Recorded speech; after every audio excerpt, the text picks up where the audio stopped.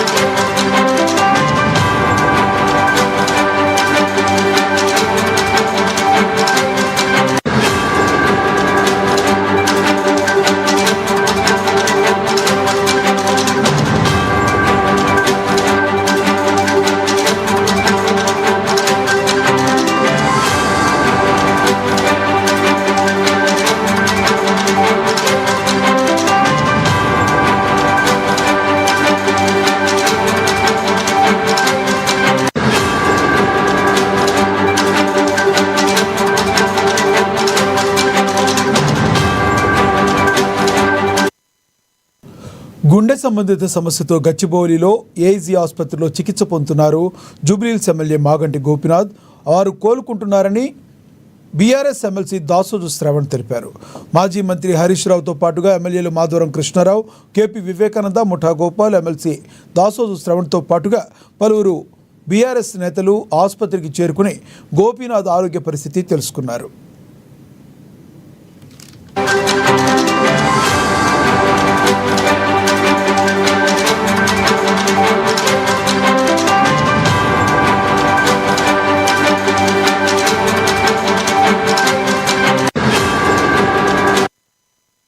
గోపీనాథ్ వైద్యానికి స్పందిస్తున్నారని తెలిపారు. ఇటీవల బోరబండకు చెందిన బారాసా మైనార్టీ విభాగ నాయకుడు మొహమ్మద్ సర్దార్ ఆత్మహత్య ఘటనతో మాగంటి ఒత్తిడికి గురయ్యారన్నారు.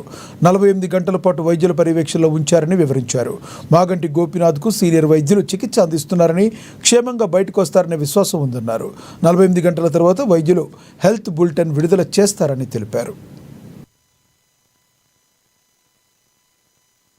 ఏంటంటే 23 తారీఖు నాడు ఏదైతే బీఆర్ఎస్ పార్టీ మైనారిటీ విభాగానికి చెందినటువంటి అత్యంత కీలక నాయకుడు, బోరబండ డివిజన్ చెందినటువంటి ఒక నాయకుడు, ఆయనకు అత్యంత సన్నిహితుడు, 24 గంటలు వెంబడి ఉండేటువంటి ఒక అత్యంత సన్నిహితుడైనటువంటి సర్దార్ ఆత్మహత్య చేసుకోవటము, అక్కడ బాబా ఫసియుద్దీన్ అనేటువంటి ఒక వ్యక్తి యొక్క ప్రేరణకు గురై, ఒత్తిడికి గురై, మానసిక ఒత్తిడికి గురై ఆత్మహత్య చేసుకున్నాడు అన్నటువంటి ఒక వార్త విన్నప్పటి నుండి ఈ ఇన్సిడెంట్ జరిగేంత వరకు కూడా అనేక రకాలైనటువంటి ఒక మానసిక ఒత్తిడికి వారు గురైనారని వారి కుటుంబ సభ్యులు చెప్తా ఉన్నారు.